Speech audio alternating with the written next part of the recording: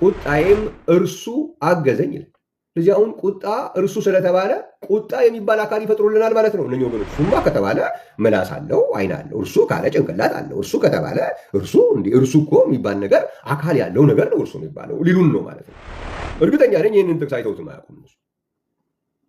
ይህንን ጥቅስ ያየ ሰው መጽሐፍ ቅዱስ እርሱ የሚለውን ቃል የራሱን የቻለ ሌላ አካል ነው የሚጠቀመው የሚባል ድምዳሜ ላይ ሊደርስ አይችልም። የእግዚአብሔር ምክር ግን እርሱ ይጸናል። የረሳነው ነገር አለ። ለካ ምክር የሚባል አካል አለ እንበል። የእግዚአብሔር ምክር የሚባል አካል አለ። የእግዚአብሔር መንፈስ ብቻ አይደለም እርሱ የተባለው፣ የእግዚአብሔር ምክርም እርሱ ተብሏል። ስለዚህ እርሱ የተባለ ነገር በሙሉ አካል አድርገን እንፍጠር ከተባለ እንግዳው የእግዚአብሔር ምክርም እርሱ ስለተባለ አካል እንስተው። ስለዚህ እኛ እርሱ ማለት የለመድነው አንድ አካል ለሆነ ራሱን ለቻለ አካል ነው እርሱ ምንለው እና እውቀት ስለሌላቸው እውቀት ነው እንዴ?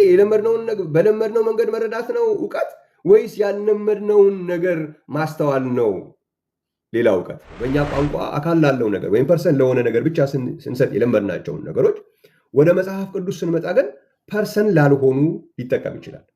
ያ ፐርሰኒፊኬሽን ይባላል እንጂ ፐርሰን አይባልም ማለት ነው። ስለዚህ መንፈስ ቅዱስን መጽሐፍ ቅዱሳችን እንደ ጣት የሚመስለውን ሁሉን የሚችል አምላክ እስትንፋስ ብሎ የሚመስለውን የልዑል ኃይል ባንቺ ላይ ይመጣል ብሏታል ማርያምን ታስታውሱ ከሆነ ብሎ የሚመስለውን ሁሉን የሚችል የአምላክ እስትንፋስ ብሎ የሚገልጸውን ቀንድ ብሎ የሚገልጸውን ዓይን ብሎ የሚገልጸውን መንፈስ ቅዱስ መጽሐፍ ቅዱስ እርሱ ብሎ ሊገልጸው ይችላል።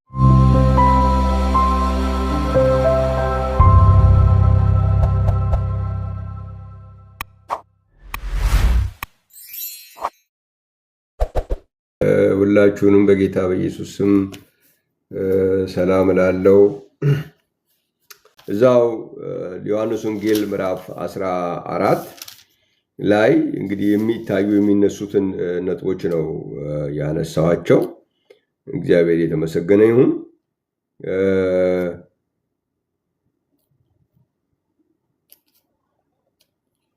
እዛው ዮሐንስ ወንጌል ምዕራፍ 15 ላይ ምን ይላል? እንግዲህ ሌላ አጽናኝ ይሰጣቸዋል፣ እርሱም ዓለም የማያየውና የማያውቀው ስለሆነ ሊቀበለው የማይቻለው የእውነት መንፈስ ነው ይላል እና እርሱ የሚል ቃል ስላለ እንዴት አይገባችሁም? እርሱ ሲባል አይገባችሁም እንዴ? ልክ በቃ በጣም የሚገርማችሁ ነገር እኔ እንዲያውም እንደዚህ አይነት የተለየ ነገር በሚኖር ጊዜ የተለየ አረዳድ ሲኖር ምንድን ነው የታየው ተብሎ መጠየቅ አለበት እንጂ ሌላ አይነት ከስብዕና ውጭ የሆኑ ነገሮች ትክክል አይመጡም። እግዚአብሔር ይመስገን። እንዲያው በጣም እንጂ በጣም እንደዚህ አይነት ከፍ ያለ መረዳት ላይ ለመምጣት ብዙ ጥናት፣ ብዙ ጸሎት፣ ብዙ የእግዚአብሔርን ቃል ማገላበጥ የሚጠይቅ ጉዳይ ስለሆነ ብዙ ማንበባችንን፣ ብዙ በጉዳዩ ላይ ማሰላሰላችንን፣ መጸለያችንን የሚያሳይ ነው የሚሆነው። ምክንያቱም ቀላል እኮ ነው። አሁን እኛ የለመድነውን ዝም ብሎ በለመድነው መንገድ ነገሮችን ማስኬድ እኮ በጣም ቀላል ነው። ነገሮች ባልተለመዱ መንገድ ያሉትን ነገሮች ማየት ነው እንጂ እርሱማ በቃ እሱማ አንድ ሰውዬ ነው ብሎ እኮ ማለት ይቻላል። እሱማ የለመድነው እኮ የለመድነውን ማለት እውቀት አይጠይቅም እኮ።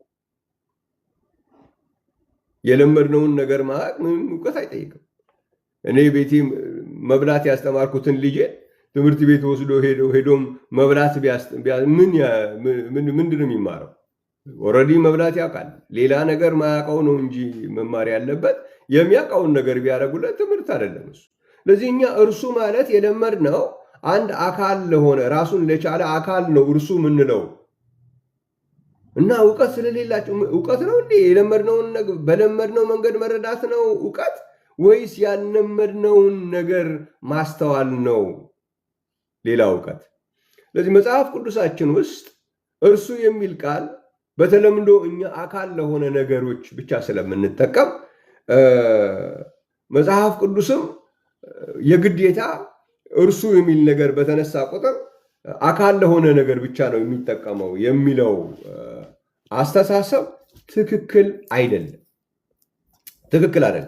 እንግዲህ ለእንትን እንዲሆነን በአማርኛም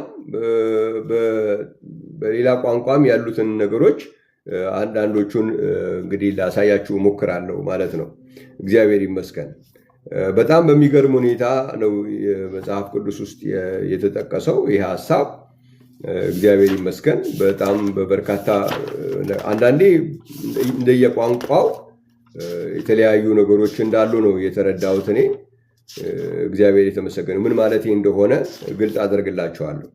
ለምሳሌ ኢሳይያስ መጽሐፍ ምዕራፍ 63 ላይ አማርኛን ለምታነቡ በአማርኛ፣ ሌላ ቋንቋ ደግሞ ቼክ ማድረግ ለምትፈልጉ ደግሞ በሌላ ቋንቋዎችም ያለውን ነገር የተወሰኑትን 2-3 ነጥቦችን አቀርባለሁ።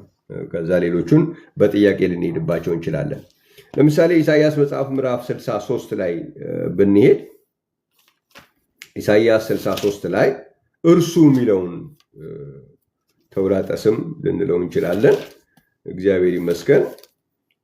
ኢሳይያስ 63 ላይ ቁጥር 5 ጀምሮ ባነብላችሁ ምን ይላል? ተመለከትኩ፣ የሚረዳም አልተገኘም፣ የሚያግዝም አልነበረምና ተደነቁ። ስለዚህ የገዛ ክንዴ መድኃኒት አመጣልኝ፣ ቁጣዬም እርሱ አገዘኝ ይላል። ያውን በአማርኛችን ነው። ቁጣዬም እርሱ አገዘኝ ይላል። ስለዚህ አሁን ቁጣ እርሱ ስለተባለ ቁጣ የሚባል አካል ይፈጥሩልናል ማለት ነው እነኚህ ወገኖቻችን። እርሱማ ከተባለ ምላስ አለው፣ አይን አለው። እርሱ ካለ ጭንቅላት አለው። እርሱ ከተባለ እርሱ እኮ የሚባል ነገር አካል ያለው ነገር ነው እርሱ የሚባለው ሊሉን ነው ማለት ነው። እርግጠኛ ነኝ ይህንን ጥቅስ አይተውትም አያውቁም እነሱ። ይህንን ጥቅስ ያየ ሰው መጽሐፍ ቅዱስ እርሱ የሚለውን ቃል የራሱን የቻለ ለሌላ አካል ነው የሚጠቀመው የሚባል ድምዳሜ ላይ ሊደርስ አይችልም። እግዚአብሔር ይመስገን። ሌላም ቃል ለምሳሌ ሮሜ ምዕራፍ 6 ላይ ልውሰዳችሁና ሮሜ ምዕራፍ 6 ቁጥር 2 ላይ ሮሜ ምዕራፍ 6 ቁጥር 2 ላይ ምን ይላል? ከአንድ ጀምሮም ላነበው እችላለሁ። እንግዲህ ምን እንላለን? ጸጋ እንዲበዛ በኃጢአት ጸንተን እንኑርን? አይደለም። ለኃጢአት የሞትን እኛ ወደፊት እንዴት አድርገን በእርሱ እንኖራለን ይላል። ለኃጢአት የሞትን እኛ ወደፊት እንዴት አድርገን በእርሱ እንኖራለን ይላል። እዚህ ጋር እርሱ የተባለው ኃጢአት ነው እና ኃጢአት የሚባል አካል አለ ማለት ነው።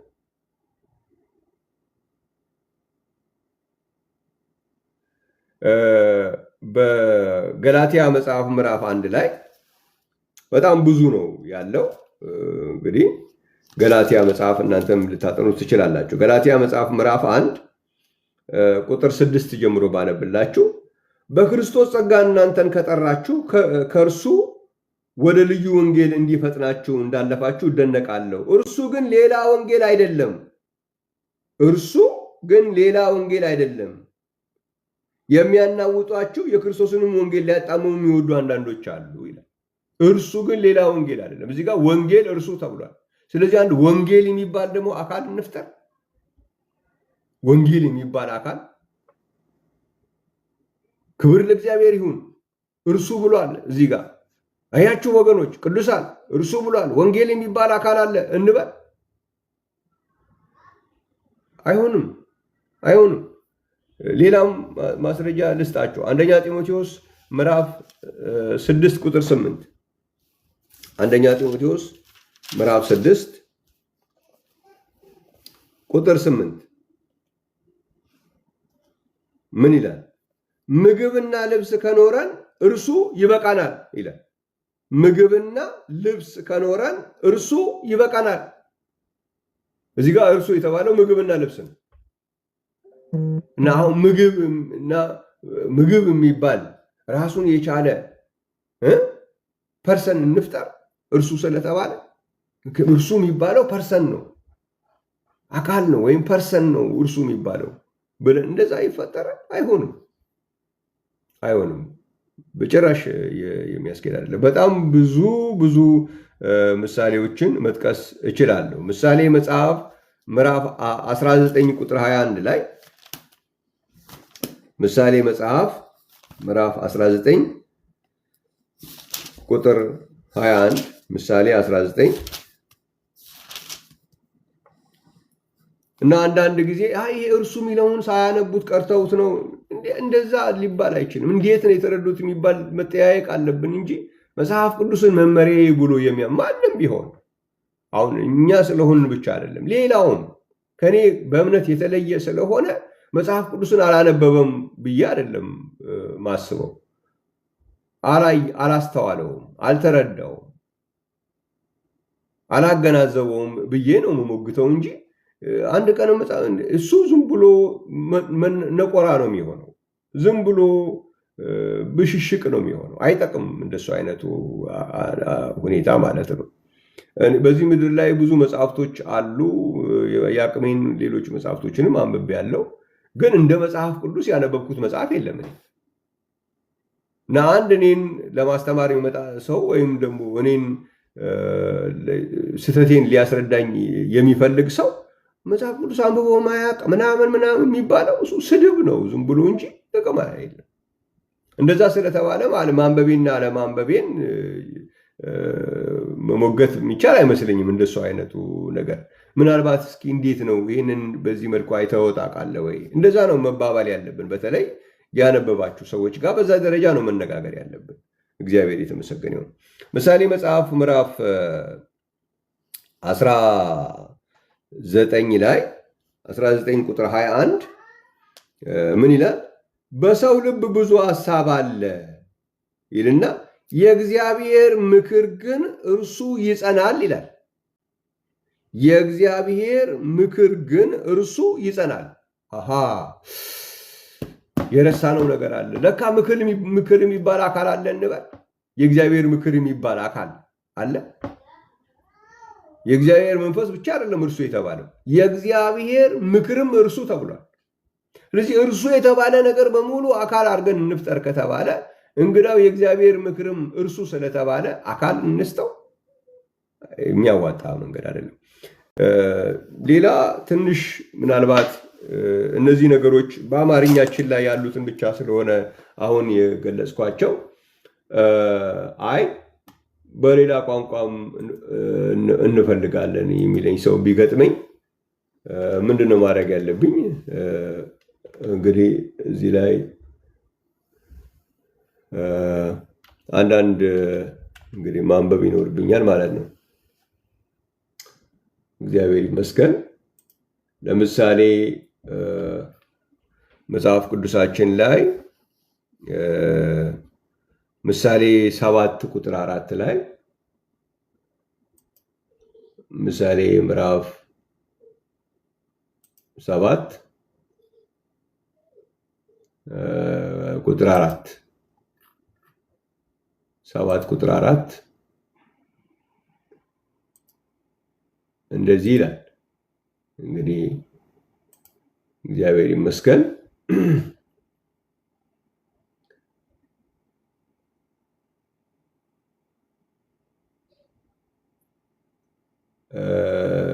ቁጥር 4ን ስታነቡ say unto wisdom thou art my sister and call understanding thy kinswoman ይላል።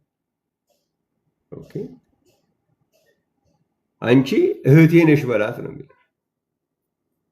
ስለዚህ እዚህ ጋር ሺ ሆና መጣለች ማለት ነው። አንደርስታንዲንግ ደግሞ ኪንስማን ነው ተብሏል። እግዚአብሔር ይመስገን። ዊዝደም ደግሞ ሲስተር ሆና መጣለች እዚህ። ስለዚህ እንግዲህ ጥበብ እንደዚህ ብሎ ስለገለጻት ሺ ሆና መጣለች እና እንግዲህ ሺ ከተባለች አካል ናት ብለን እንግዲህ ሊኬድ ነው ማለት ነው። እግዚአብሔር ይመስገን። ማቴዎስ ወንጌል ምዕራፍ 26 ላይ ደግሞ በወስዳችሁ ማቴዎስ ወንጌል ምዕራፍ 26 ላይ ይሄ ደግሞ ትንሽ ለየት ባለ መልኩ ደግሞ እዚህ ጋር ተቀምጧል። ማቴዎስ 26 የሚገርም ነው። ቁጥር 52 ላይ ማቴዎስ 26 ቁጥር 52 መጽሐፍ ቅዱስ የያዛችሁ ቼክ ልታደርጉ ትችላላችሁ። ምን ይላል? Then said Jesus unto him, put up again thy sword into his place. ሰይፍህን ወደ ሰገባው አስገባው የሚለው ቦታ ላይ ምንድን ነው የሚለው? Return his sword, put again thy sword into his place ነው የሚለው። ሂስ ነው የሚለው ወደ እርሱ ወደ ሰገባው። እንግዲህ ሰይፍ ምን ተብሏል? እርሱ ተብሏል። እዚህ ጋር into his place ነው የሚለው። ስለዚህ ለካ ሰይፍ አካል አለው ብለን አንድ ፐርሰን ነው እንበለው። ሂስ ፕሌስ ኢንቱ ኢትስ ፕሌስ አይደለም፣ ኢንቱ ሂስ ፕሌስ ነው የሚለው።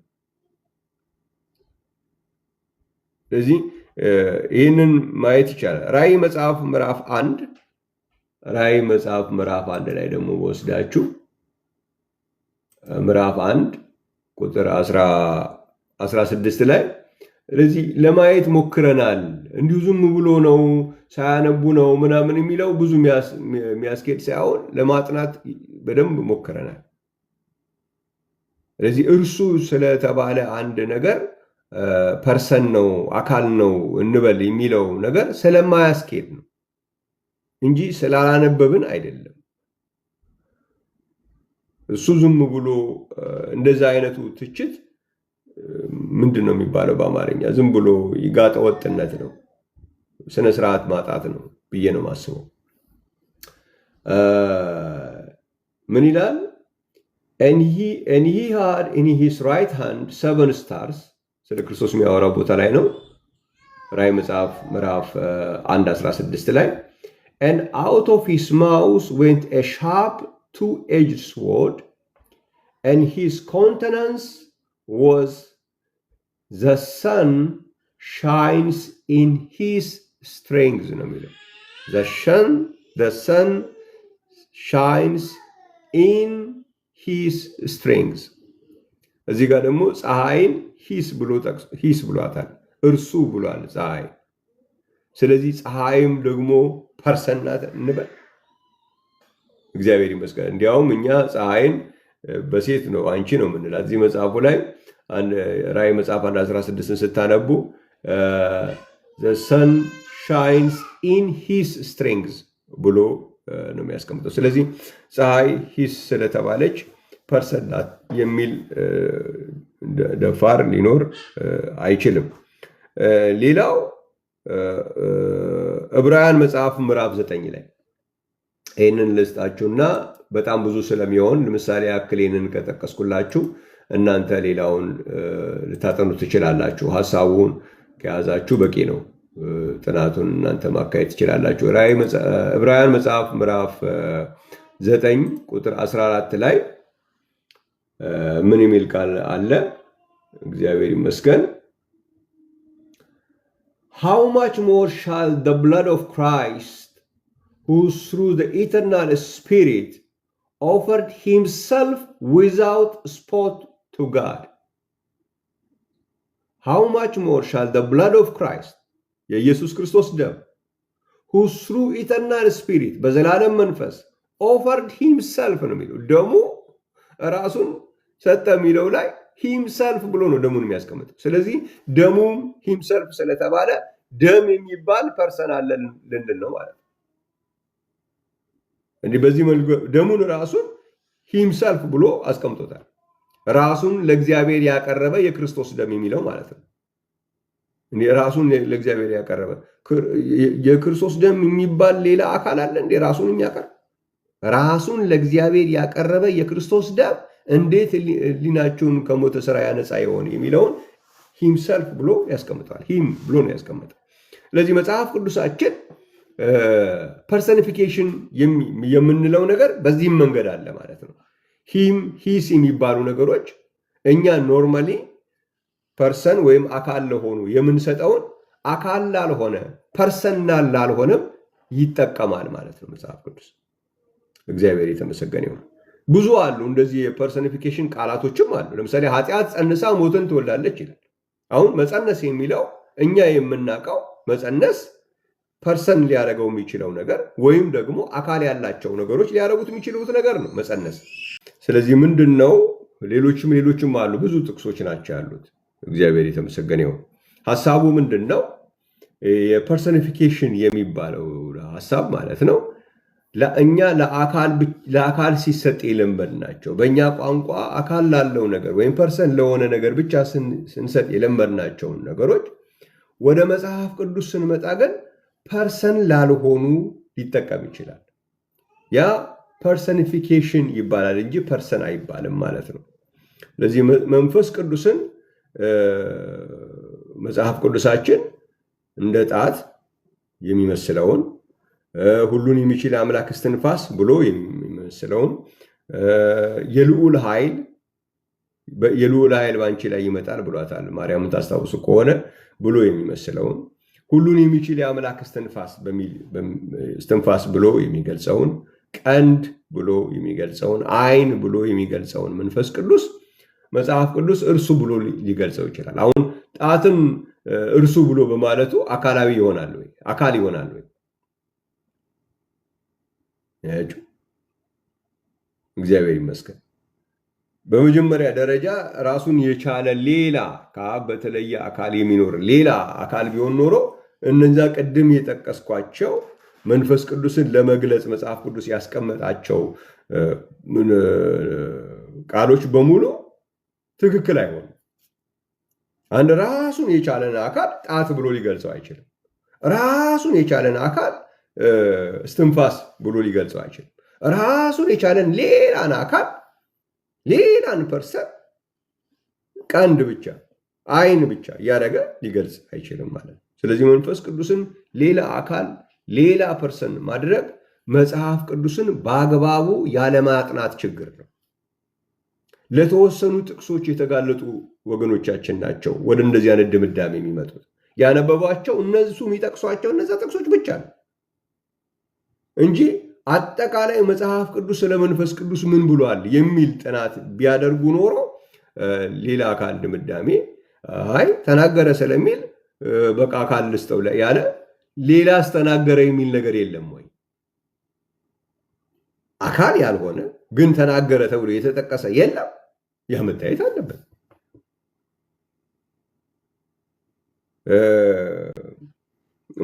መሰከረ፣ መንፈስ ቅዱስ መሰከረ። ኦኬ፣ መሰከረ የተባለ ሌላ ነገር የለም። እኔ እንጃ። እኔ ማውቀው መሰከረ ለምሳሌ እኛ ፍርድ ቤት ምናምን ይሏቸዋል። መጽሐፍ ቅዱስ ላይ አለ ወይ የሚለው ነው እንጂ መታየት ያለበት። ለምሳሌ አንድ ሰው ፍርድ ቤት መሰከረ ማለት ራሱን የቻለ ሰው መሆን አለበት። ራሱን የቻለ ሰው ካልሆነ ፍርድ ቤቱ ራሱ አይቀበለውም ይሏቸዋል። መንፈሳዊ ቦታ ላይ ስለ መንፈስ ቅዱስን አካል ለማድረግ በሚነገር ንግግር ላይ ፍርድ ቤት ቆሞ ሲመሰክር አይተህ ከሆነ ለምሳሌ እኔ ጠበቃ ነበርኩኝ፣ ኧረ ባትሆን ይሻላል። እንዴት መጽሐፍ ቅዱስ ልታናግረኝ መጽሐፍ ቅዱስ እየተነጋገርን ባለንበት ላይ አንተ ጠበቃ ስለሆንክና ፍርድ ቤት ሲቆም የምታያቸው ሰዎች ለምስክርነት የሚመጡ ሰዎች ራሳቸውን የቻሉ አካላት ስለሆኑ መንፈስ ቅዱስንም በአንተ ጥብቅና እንድተረጉምልህ እንዴት ትፈልጋለህ? እንዴት ይሆናል? በጭራሽ ሊሆን አይችልም። እና እንደዚህ ሌላ የራሳቸውን ፕሮፌሽን ይጠቅሳሉ። የአንተ ፕሮፌሽን ለመንፈሳዊው እዚህ መንፈሳዊ ቦታ ላይ ዋጋ የለውም። እግዚአብሔር ይመስገን። መንፈሳዊውን ነገር ከመንፈሳዊ ነገር ጋር ነው የምታስተያየው። ለዚህ መጽሐፍ ቅዱሳችን የሚመሰክረው መንፈሱም እንደሚመሰክር ውሃው ይመሰክራል፣ ደሙም ይመሰክራል። እግዚአብሔር የተመሰገነ ይሁን። ለዚህ እነዚህ ነገሮች በሙሉ በሚታዩበት ጊዜ መንፈስ ቅዱስ ሌላ አካል ሳይሆን ሌላ አጽናኝ ነው፣ ከአብ የሚወጣ ነው። እግዚአብሔር የተመሰገነ ይሁን። ከአብ የሚወጣ ሆኖ ጣት ተብሎ ሊገለጽ ይችላል፣ እጅ ተብሎ ሊገለጽ ይችላል፣ ሁሉን የሚችል የአምላክ እስትንፋስ ተብሎ ሊገለጽ ይችላል፣ የልዑል ኃይል ተብሎ ሊገለጽ ይችላል፣ ዓይን ተብሎ ሊገለጽ ይችላል፣ ቀንድ ተብሎ ሁሉንም እነዚህን ስታያቸው የሁለንተና ክፍል የአንዱ መለኮት የሁለንተና እንጂ ከአንዱ አሉ ከሚባሉ አካላት ሌላ ተጨማሪ አካል አድርገን እንድናየው የሚያሳይ ተጨማሪ አካል ጣት ተብሎ ሊገለጽ አይችልም። ሌላ ተጨማሪ አካል ወይም ተጨማሪ ፐርሰን እስትንፋስ ተብሎ ሊገለጽ አይችልም። ስለዚህ በዚህ ደረጃ መጽሐፍ ቅዱስ ያስቀመጠውን ሁሉንም መጽሐፍ ቅዱስ ያስቀመጠውን ነገር በምናይበት ጊዜ መንፈስ ቅዱስ ከአብ የሚወጣ የእውነት መንፈስ እንጂ ከአብ በተለየ አካል የሚኖር ሌላ አካል ሌላ ፐርሰን ወደሚል ድምዳሜ እንድንሄድ መጽሐፍ ቅዱስ አይጋብዝም የሚለውን እንድናየው ነው። በጣም ብዙ ሰዎች እርሱ የሚለውን ነገር መጽሐፍ ቅዱስ የሚጠቀምበትን የቃላት አጠቃቀም አለመረዳት በብዛት ስለማይ ያንን ግልጽ ለማድረግ ነው ማለት ነው። እንግዲህ ይህንን ለዛሬ በዚህ ላጠቃልና ጥያቄ ይዛችሁ ለመጣችሁ ሰዎች እድል ልስጥ። እግዚአብሔር ይመስገን።